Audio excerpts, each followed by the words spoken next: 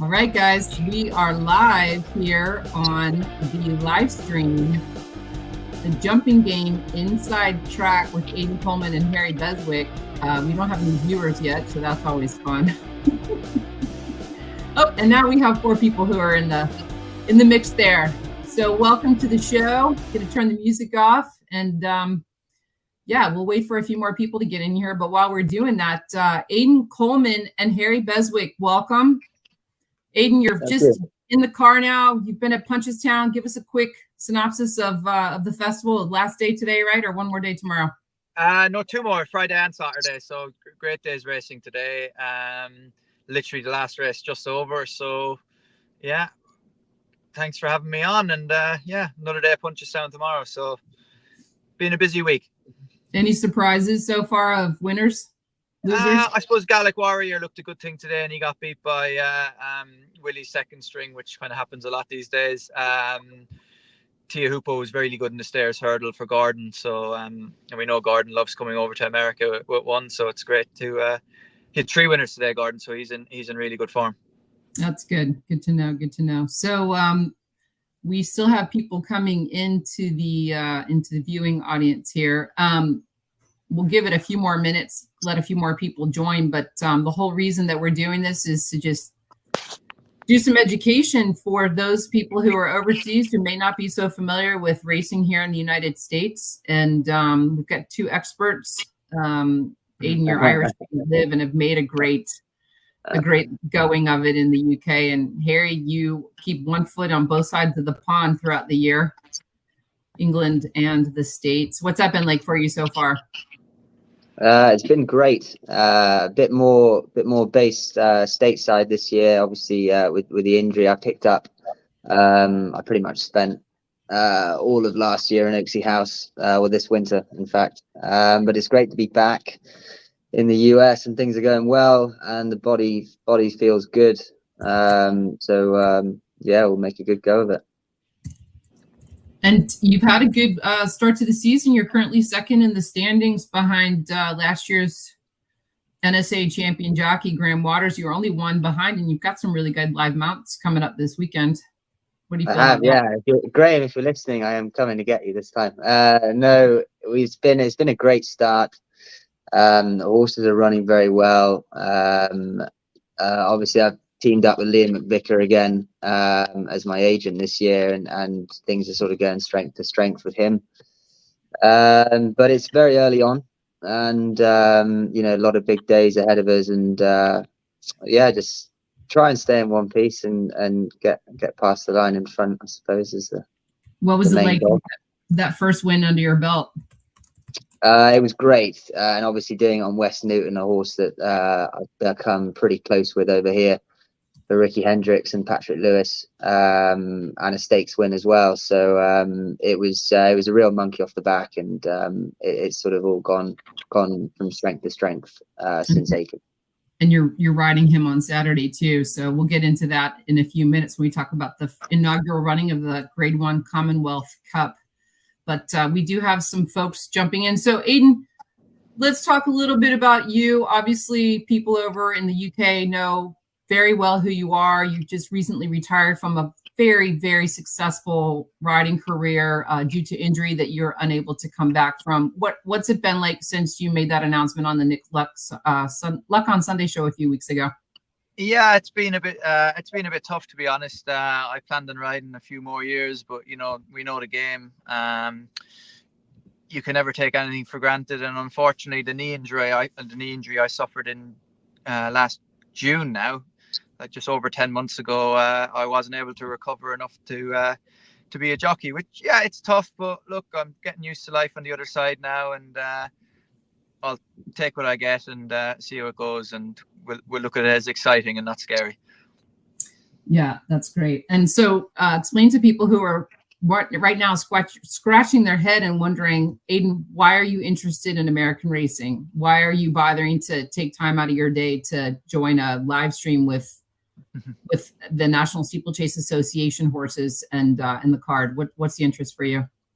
Well, obviously, like, Harry's one of my best friends there, and since he's been doing so well over there for the last few years, I've watched an awful lot of it, and I was kind of asking him, one, about the prize money, which is exceptional, which, you know, we don't have that over here. And in a time where cost of living crisis is pretty serious, you kind of, people have to explore other angles, and the product you have over there and that side of the water is really attractive.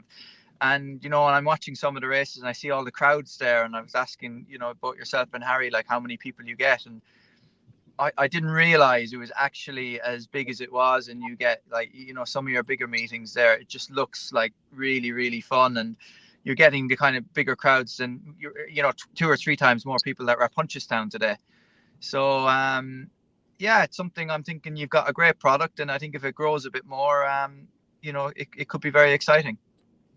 Couldn't agree with you more, Aidan. I remember when Ruby came over and won the American Grand National a few years ago now.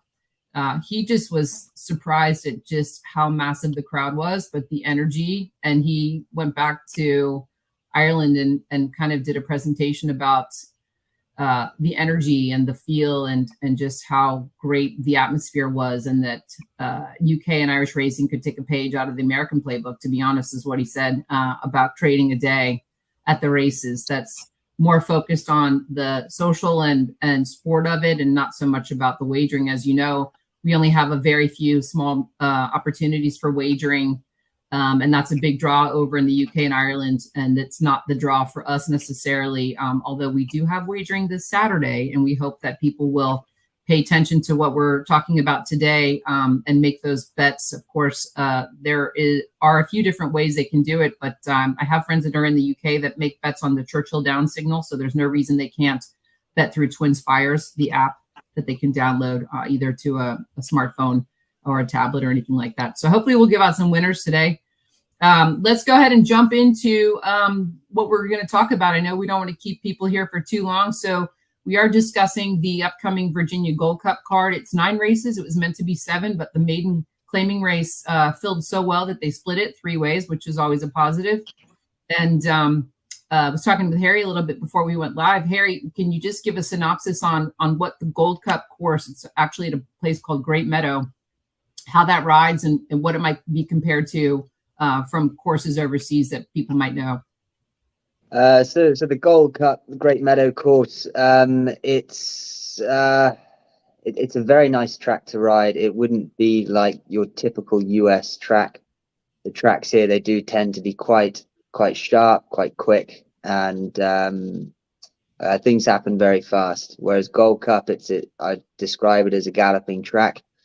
There's a lot of time in between your hurdles and your fences, and you can you get a truly run fair race around there. And it's also a unique track. There's 3 different disciplines of the sport there. You've got obviously the hurdle racing, the timber, and the cross country. So you know, there's something for everyone there.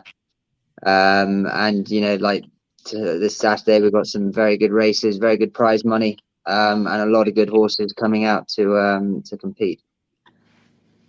Yeah, most definitely on all those parts. And just quickly, difference in American hurdles and timber fences to what people are used to overseas with the national fences over there and the chase fences.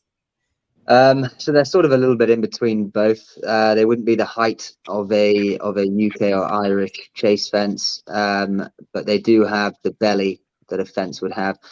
For anyone in the UK watching, they would ride virtually identical to the Southall hurdles. They're like a baby fence with a roll. They ride very well, and I think for the style of racing in the US, they're paramount. I don't think the flights that we have back in Europe would suit the way the races are ran over here. I think it's very important to have that roll on the fence. It just backs them off a bit, but they're very consistent. They ride very well, and the horses seem to take to them very well. And then last thing before we jump into the first race is the going. So Saturday, it's going to be cool weather, which is great. We're going to have showers off and on throughout the day, which is perfect for racing. They do have a phenomenal irrigation system over at Great Meadow now that they installed a couple of years ago, and they've been putting water on the track over there. They did stop on Wednesday So it'll be good firm ground. It'll be very quick. Harry, how can you make the equation to that versus what people would be used to in UK and Ireland? Back home, we would gauge our ground quite seasonally. So you have your winter ground, your winter good, winter soft, winter heavy, and then the summer good and summer soft. So the American good ground, it'd probably be like a summer soft ground in the UK and in Ireland. There is a bit of give in it, not a huge amount, but it's what these horses are trained for, and why a lot of imports that do come from Europe, they come usually specifically for the ground. If they're not able to get it back home, and they need that quicker ground, so it suits them. Like a Hewitt, for example. I know Shark was talking about American going really being, he hasn't had that kind of going since he won the Grand National year before last, and seems like they might bring him back over, which would be exciting. So we'll see. Good. No, you can stay there. All right, guys, let's jump into the first race. It is a maiden special weight. They are going 2 1/8 on all the hurdle races at Great Meadow on Saturday. That is the distance for the hurdle course, and this purse, as Aidan noted, $40,000 for maidens going forward. So lots of good horses in here. Harry, we'll start with you on who you like here, who stands out for you. I did say to you earlier, if you're following along and you have the PPs, you'll notice that the morning line is very, very accurate. And that is thanks to the National Steeplechase Association's executive director of racing, Bill Gallo. He hits it right every time. And I agree with a lot of his picks today, or for Saturday. So Harry, where are you going with this first race? Yeah, no, the odds are pretty spot on. Hats off, Bill. Good job. So in the first round, I picked out 3 that I quite liked. Delete, ridden by Bernie Dalton. He's at 10 to 1. I think it may be his debut, but he has been running very well on the point-to-point scene, which is what a lot of people wouldn't be privy to. And I've seen him put in some pretty good performances under the radar. So he's coming in fairly unexposed, but with quite a bit of experience. Helmscut for the Ashwell Stables, Paddy O'Hanlon is riding. He's at 10 to 1 as well. He's a horse that I used to ride a bit a few years back. He put in some very good performances in 2022. Had a bit of time off with injury. But if he can find his old form, he could be thereabouts. And finally, be my horse, Price Talk for Neil Morris and Kinross Stables. He's at 3 to 1. He's only had the one run over hurdles over at Middleburg a few weeks ago, and he was second to a very impressive first-time starter of Jack Fisher's. So they would probably be my 3 picks. So I put Price Talk on top, and he's got flat form that he brings into his hurdle career stakes. And I will correct you in that Delete did run at Middleburg 2 weeks ago, and he was 4th beaten 66 lengths, and the run line says he was tired. So forget Aidan, about Delete. No, I think he could turn the tables. I do like him. Yeah, I know the yard chatter is that he could be more than what he showed in that start. But Aidan, we'll turn to you. I know it's a big task. You've been at Punchestown. You probably haven't had a chance to really look over this card quite well. But have you got any thoughts on this first maiden special weight race? Well, I'm going to go down the line of Delete needed the run and is going to improve for it, and he's going to use kind of that as a stepping stone to. I'm far from an expert in American form, but when I spoke to Harry about this and he gave me the 3 or 4 that we talked about, he was the one I thought, with the benefit of having that run, it's going to go 2 ways, isn't it? He's either going to improve a ton for it and go and win this, or else he's going to end up being ultimately disappointing. But I'm going to stay positive and go with him. There you go. All right, so. It will be quite the price Saturday, I think, but we'll see how he does. There are a lot of additional equipment, blinkers on, blinkers off, cheek pieces, and then some first-time starters under rules. And one thing to note, the number 4, if anybody's been keeping up with our hurdle champions, Snap Decision, who was brilliant at Middleburg a couple weeks ago, and we'll go to the Iroquois, Harry. A little bit of competition there again with Noah and the Ark. This horse, number 4, Noble Speaker, he's by a horse named Mr. Speaker, who is a half brother to Snap Decision. So they're trying to keep that all in that pedigree that Americans, we like to focus on horses pedigrees that we know do well with steeplechase. Hard Spun is one of them. And now it looks like they're trying to take a chance with Mr. Speaker as well. So, all right. So there you go. There's the first race. We're going to jump to the third race now, which is the cross country, as you guys would call it. We call it the steeplethon. These are for horses that can jump over a variety of obstacles. They're going to go 3 miles, and most of them have run over hurdles in the early parts of their career and then switched to timber. And now some of them will be trying the cross country course. So Harry, give us a quick overview of what obstacles are on that cross country course out there. So the cross countries, they're a very, very fun race and quite an important race, I think, for these older hurdlers, timber horses.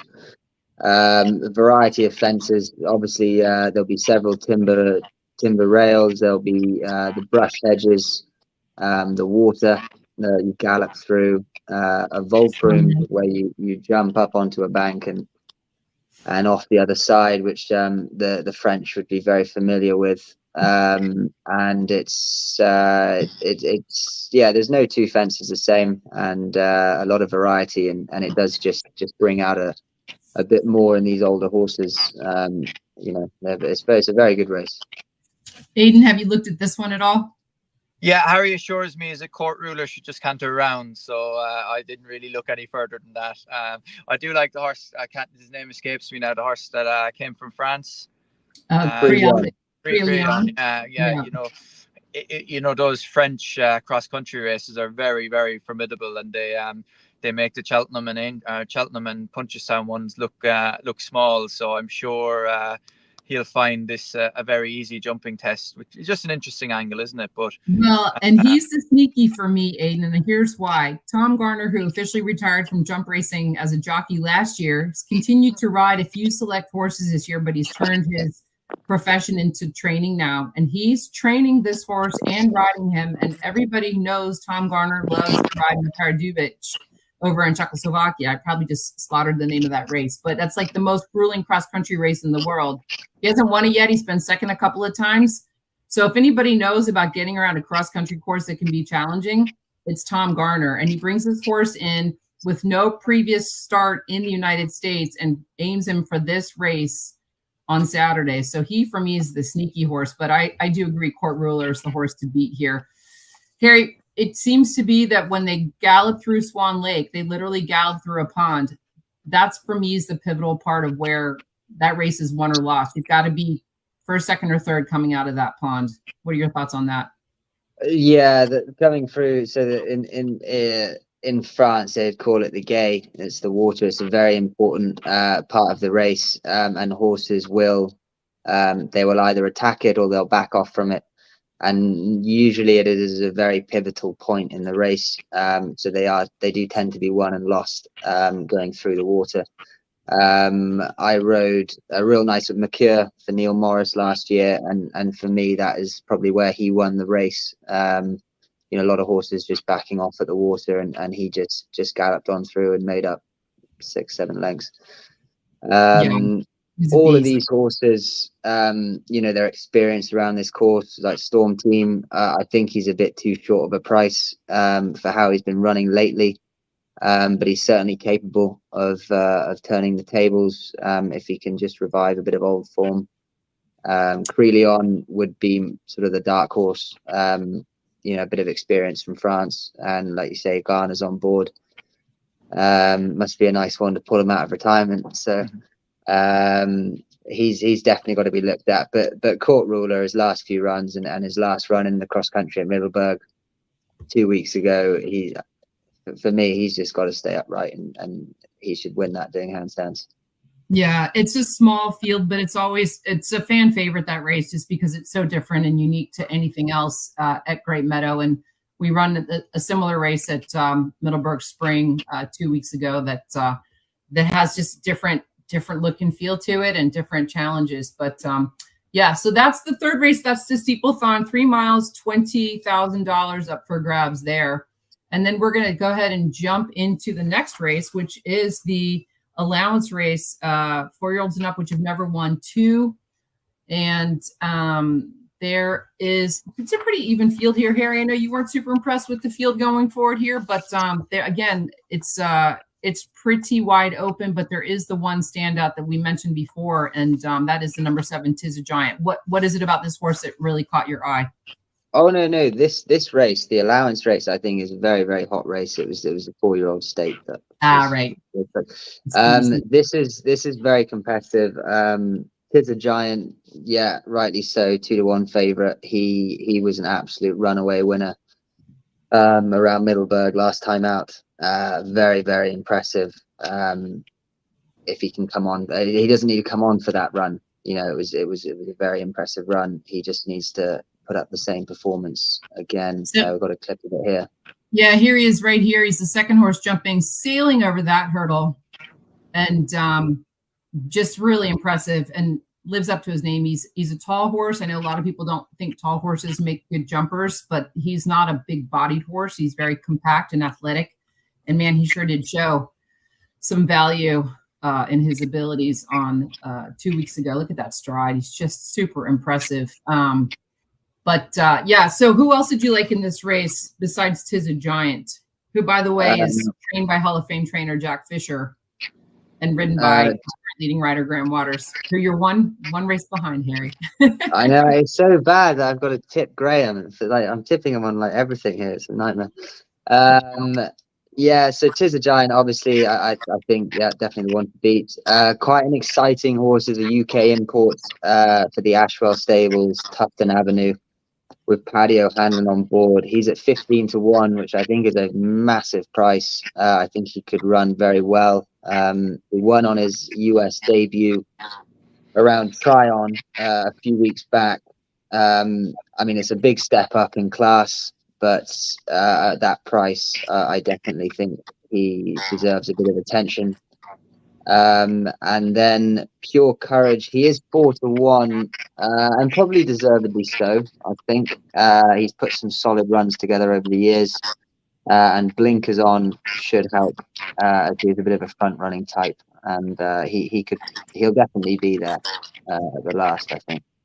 I agree. And Elizabeth Scully's been on him. She gets the 5-pound bug. She's a apprentice rider, and that's her plan, is to stay in the amateur ranks. But with the blinkers, he will be sitting a little bit closer for sure. But if you look back at his past performances, you'll see he's been running against some really good horses who've gone on to be in the novice stakes division, or just won open stakes. Like, for example, the Imperator was second in the Grade 1 Lonesome Glory last year.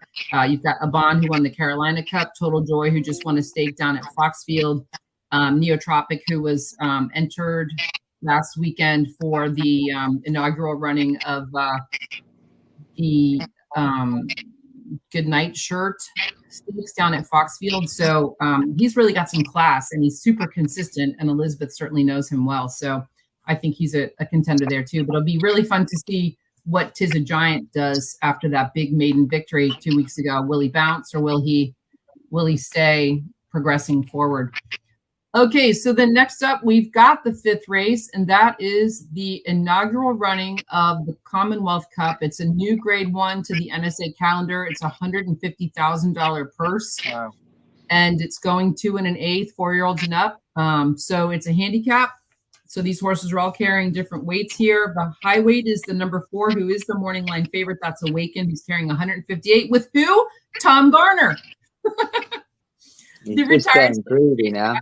And then the low weight is the number 10, Go Poke the Bear, with Paddy O'Hanlon, who won 2 races last weekend at Foxfield. He's carrying 142 pounds. This horse was just second in the Daniel Van Cleef stake, $75,000 purse. Same distance, 2 1/8. To Total Joy. It was one of the horses that I talked about that Pure Courage had been running against. So really competitive field, lots of speed in here, Harry. As we talked about before, Great Meadows tends to favor speed horses. So what catches your eye here on this Commonwealth Cup? So obviously Awakened, he is he's a grade 1 winner in the field. I think he deserves to be 3-1. He's off top weight. But he's been backing that grade 1 performance up throughout the season, and he was a fair third behind Snap Decision and No in the Arc at Middleburg last time out. So he's certainly deserves to be 3-1. Wes Newton, I think is a fair price at 4-1. He's a horse I absolutely love him because he started from the claiming ranks and just climbed up through the handicaps, and he's a multiple stakes winner now. Let's watch a little bit of Wes Newton winning. This is Wes. Down Yeah, at 8. this is his first start of the season. The white blinkers on, that's you. The yellow cap coming up to Caramelized as they make their way around the turn. Tell us what's going on here, Harry. Oh, so Aidan, like this one, like he's nothing flashy, right? He just is what he says on the tin, but like he would run through a brick wall for you. He's an absolute pony. But you'd love to ride him. He is just so tough. So he's after winning 2 stakes now. I think I've won 3 or 4. You re-rallied there in the end. You had a couple of unsteady jumps, I'll say. The last 2, he kind of came in a little bit sideways and kind of didn't land going straight forward. He kind of landed off on the side and then had to readjust a little bit, right? Yeah, but I think a track like Great Meadow, it will suit him. Those tighter tracks, it does just cause him to be a bit more inclined to be jumping left, whereas Great Meadow, it's a more galloping track, and he should stay pretty straight. And he probably put in his best ever performance, finishing second around there back in the autumn to Snap Decision in the grade 2. So he's coming in off a stakes when Ricky Hendricks and Jessica have sort of handled him very, very well, and I think he'll put in a very big race. And I think an interesting horse would be Rampoldy Plan at 10-1 from the Ashwell stables. It's a very, very big step up in class for him, but he has course form around Great Meadow. He broke his maiden there, and he was a very good second to the exciting import of Ashwell stables, again high definition last time out. So he at 10-1 is a pretty good price for him, I think, and he'll run a big race. And coming from Leslie Young, 2-time leading NSA trainer, she's currently on the top of the standings. This horse broke his maiden a year ago at Great Meadow on the same course in that maiden special weight race, the first one on the card. He hasn't had so many good races since. It's been light in the races, but as you mentioned, second last time out to high definition. But he's really only just broken his maiden, so he skips the non-winners at 2. And jumps right into grade 1 competition, which if you're looking at what Leslie has done in the past, that's a big eye opener. And at 10-1 on the morning line, that could be a really good play. If she's that confident. He gets in light at 104. Huh? It's ballsy, but it is. So they know what they've got. So Bargery's going to ride him. Yeah. And then a couple of the others a bit further down in the betting that caught my eye, rightly or wrongly. So Who's Counting and Go Poke the Bear obviously jeweled it out last week at Foxfield in that stakes down there. They're both put in pretty impressive runs, but I just think this is going to come too soon. It was only a week ago, and it's a big step up for the pair of them. So they're big prices: 20-1 Go Poke the Bear, 15-1 Who's Counting. But like I said, I think it's just going to come a bit soon. Aidan, thoughts on this race? What did Harry tell you? Well, to be fair, it's you can't beat grade 1 form and Awakening. Did you say he was like 3-1? Yeah. Behind 2 proper grade 1 horses last time. Top weight, which means he's effectively the best horse. I think 3-1 for him is very generous, and that's the way I'd be going. I just think I'd always go for the class horse in the race, and you know, he's proven to be in good form at the moment. He'd do for me now. Well, just a little more back history on him, since you're not that familiar with him. He was a Eclipse Award finalist last year. Mm-hmm. He won a grade 1 at Saratoga. So, and he's been banging in the graded stakes races for the last year plus. So he definitely has the right form, and that's why he is the favorite. And I imagine he'll go off much shorter on Saturday. Isn't it a great race to have? You know, as you said, it's the inaugural running. The prize money is, like, you know, ridiculous. Right. So you can count in one hand, bar the festivals, you know, the 150 grand for a race over here. You know, you might get a Cheltenham an entry for the top championship races, but it would blow most stakes races at this side of the water out of the park. You know, the prize money is absolutely amazing, and fair play for you to put it on. It is. You know, hopefully now I suppose now it's on. Hopefully now, you know, next year maybe British or Irish trainers might kind of cop onto it and try and go over and get a piece of that prize money. Yeah, not too many of them. Like they can. I think they're missing a trick, to be honest. I really do. I think they're missing a trick. You know, between this Saturday and the following Saturday at Iroquois, there's nearly $1 million in purses between the two race meets. And if you're flying over, there are different races for each meet. They don't compete with each other as far as races offered. There's a filly mare stake next week. There's a novice hurdle stake. Of course, the grade 1 Calvin Hoagland hurdle stake is 3 miles versus 2 1/8. So it's a different horse, different course. So there's definitely a lot to like, and a lot of good reason to come over. So maybe, to your point, we'll see more interest next year from the shippers, but I know Harry's keen to keep it on the down low. Yeah. Okay, so then now we're up to race 6, which is the 99th running of the Virginia Gold Cup. So Aidan, not sure you know too much about our timber racing over here, but this is a doozy.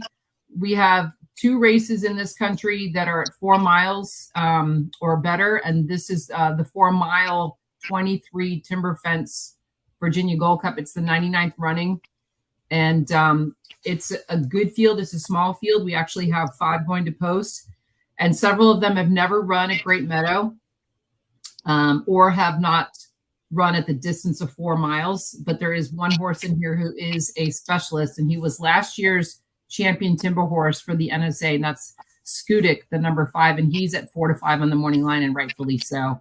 What are your thoughts there? First, they all carry 165 pounds, so it's even weight too. Timber, yeah, that's I never had a go. It's one of, like, I've ridden in over every sort of obstacle in England, Ireland, and France, but I never had to go over timber, and I like watching them. I don't think I'd be qualified to ride over timber fences. It looks pretty a unique kind of way of riding a jump, but it's yeah, like, as I say, I don't really know the form too much of these horses, but it's a great spectacle, timber, because it's unique to American racing. You know, there's nothing like that over here, and yeah, I think you'd need to know what you're doing. So I'd leave that to the experts like Harry and them. That sounds like a nervous laugh, Harry. So Harry, Skudik, the standout, but how do you beat him?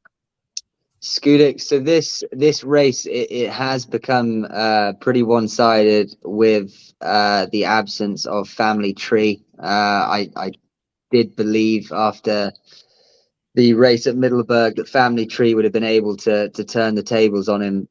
He is not going now, so it is Skudik's race to win. 4 to 5. Yeah, he deserves to be every bit of that price.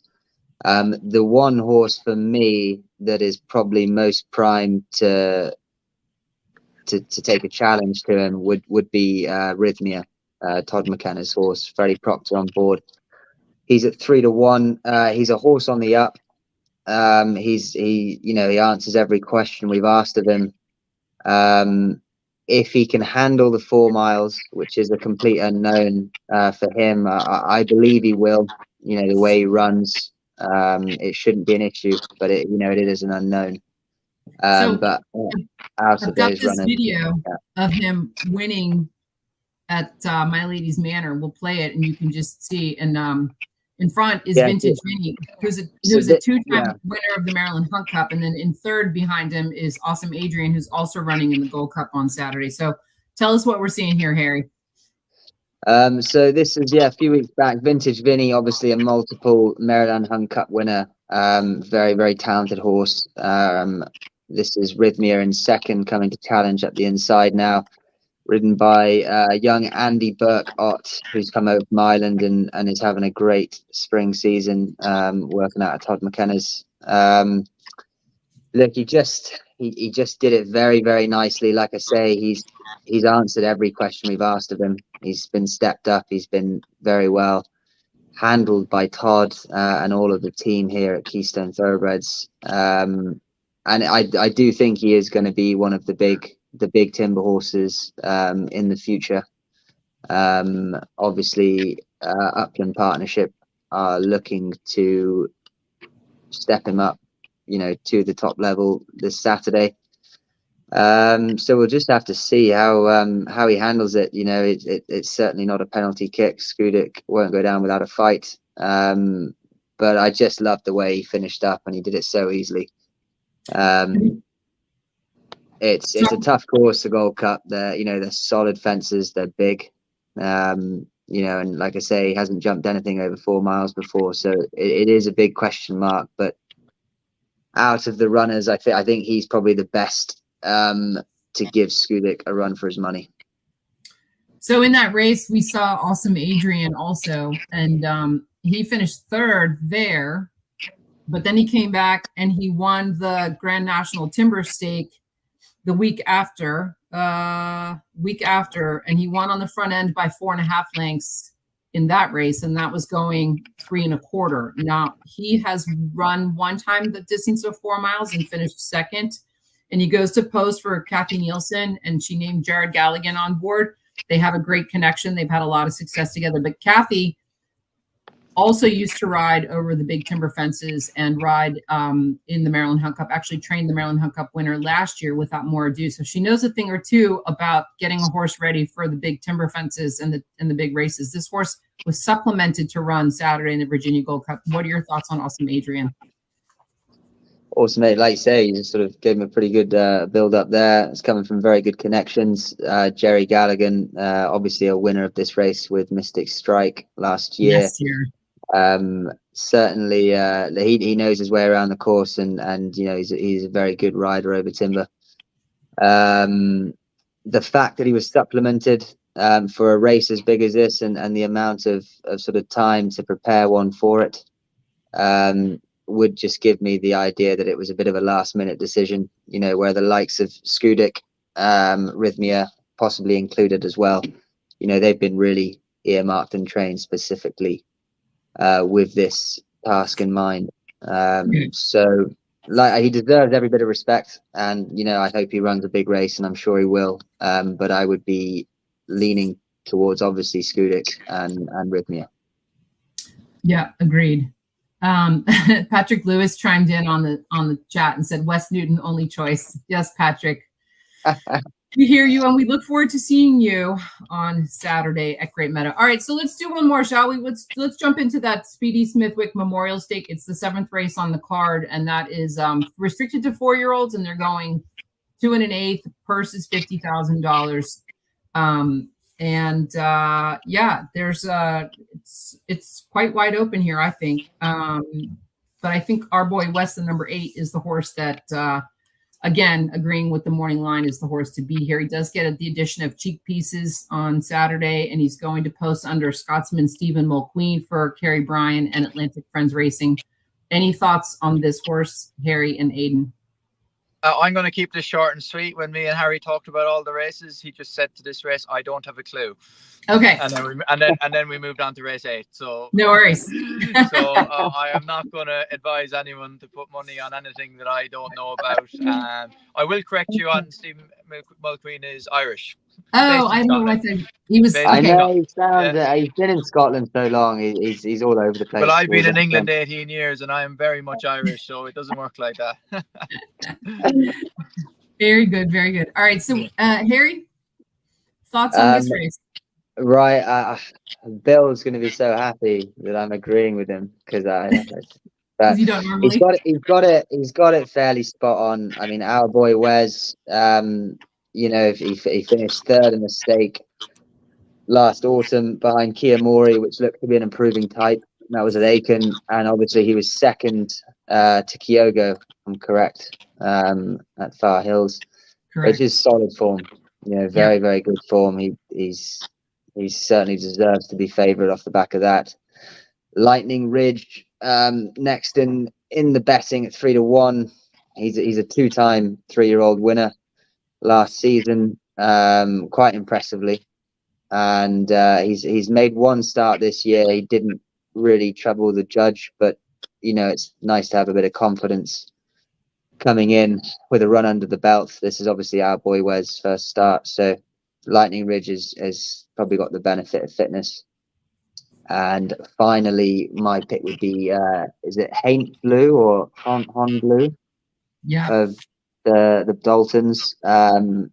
Won very nicely on debut at Aiken this spring. They handle their horses very well, the Daltons.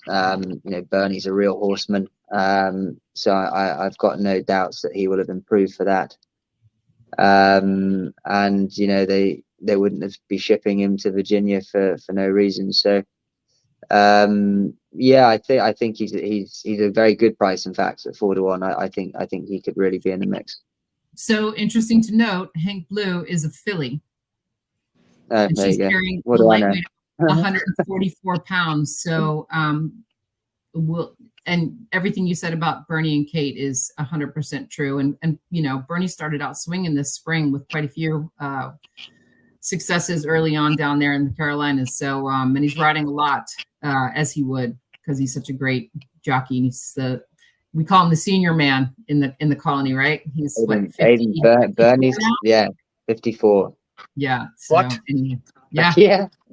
Oh my God. Apparently they age out at 60. So I think Bernie's going to be 60 and he's not allowed to ride anymore. He's waiting for the pension fund to kick in. Jeez, that is some going. I've obviously seen Bernie ride and heard plenty about him, but I didn't know he was that age, and that's an even bigger feather in his cap to be still doing a young man's game at 54 and doing it to the level he's doing it is very impressive. That's up there. That's McCoy-esque, isn't it? Really thinking. He is. Yeah, he rides rings around us. Yeah, that's very impressive. That's what I've taken from this podcast. Is I tip my hat to Bernie Dalton, to be honest. Aidan, you can come over and shake his hand soon at some point, right?